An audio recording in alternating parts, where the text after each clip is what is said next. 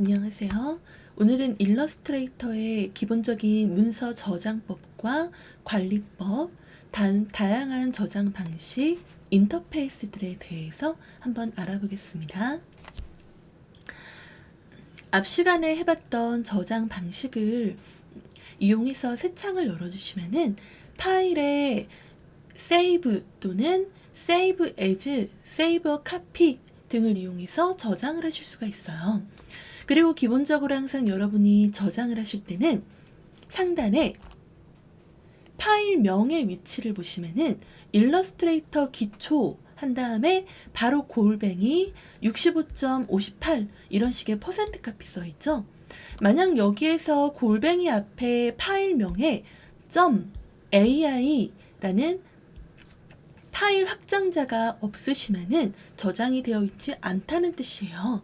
그렇기 때문에 반드시 처음에는 저장을 하시고 들어가 주셔야 되는데요. 컴퓨터라는 파일은 절대 안전한 게 아니라 다양한 문제와 원인들에 의해서 멈춘다든지 강제 종료가 된다든지 하는 문제들이 다양하기 때문에 항상 저장을 하는 습관을 들여주셔야 돼요. 자, 그러면 여기서 맨 처음 저장하실 때는 세이브를 눌러주시는데 만약 이미 저장된 상태에서 다른 이름으로 저장을 하고 싶으시다면은 Save as 다른 이름으로 저장이라는 메뉴를 눌러주시면 됩니다. 그럼 지금은 Ctrl S라는 단축키를 가지고 있는 Save라는 버튼을 눌러봐야 되겠죠? 처음에 저장을 해주실 때는 무조건 컴퓨터를 자주 하지 않으시는 분들은 단순히 인터넷만 위주로 사용하는 경우들이 많기 때문에 여기에서 저장 위치를 제대로 설정하지 않으시고 들어가는 경우들이 많아요. 그럼 여기에서 반드시 여러분이 어디에 저장되는지 저장 위치를 꼭 한번 확인을 해보시고 저장을 하시는 게 굉장히 중요해요. 자, 그러면 여기에서 저는 다운로드라는 폴더에다가 저장을 한번 해볼 거예요.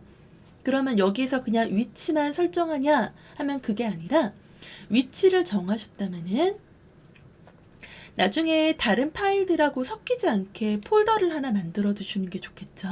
예를 들어 저는 폴더를 만들어서 일러스트레이터라고 한번 써볼 거예요. 여러분이 공부를 하는 게 목적이라면 뒤에 예를 들어 이런 식의 공부 아니면 무슨 작업 이런 식의 폴더명이 들어갈 수가 있겠죠.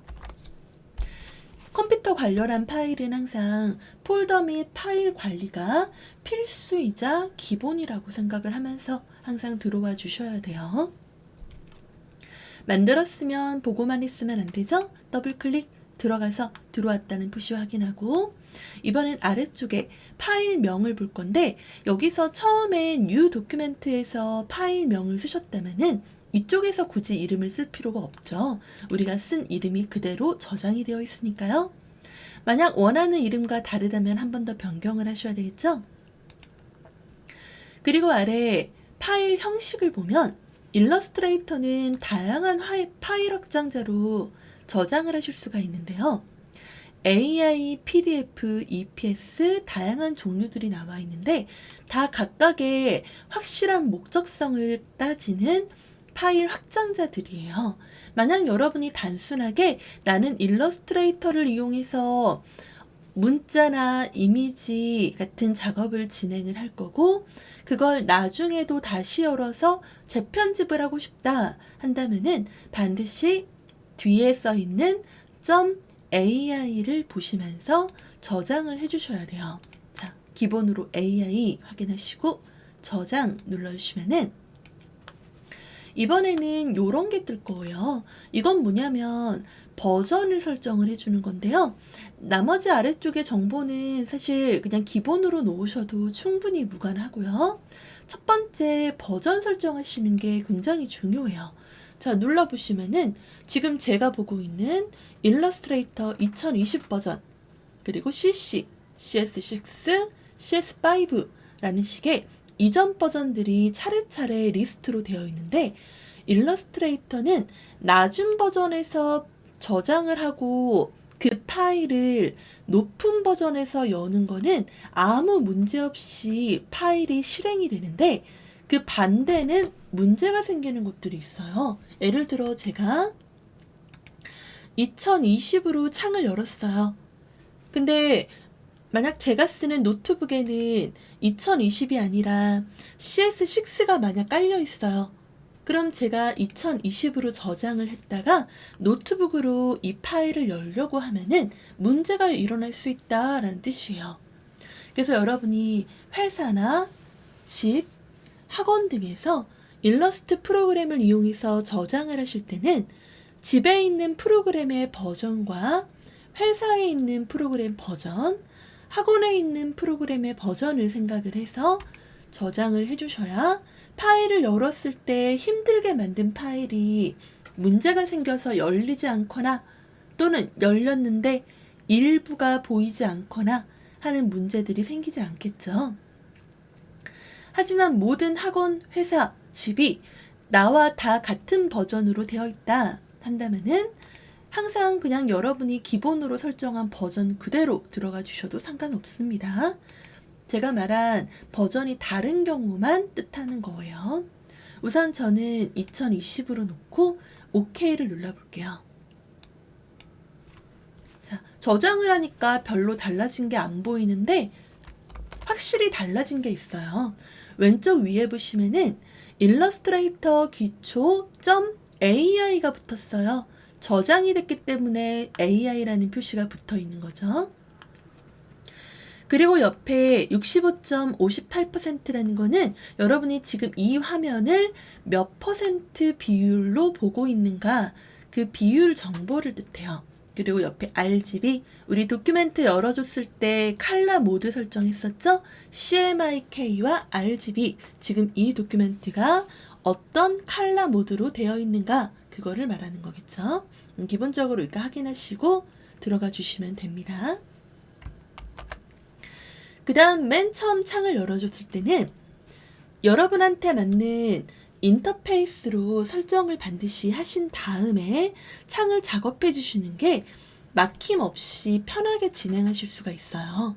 오른쪽 위에 보시면은 이렇게 정구 모양 오른쪽에 에센티얼이라는 모드가 있는데 이거를 인터페이스 모드라고 불러요.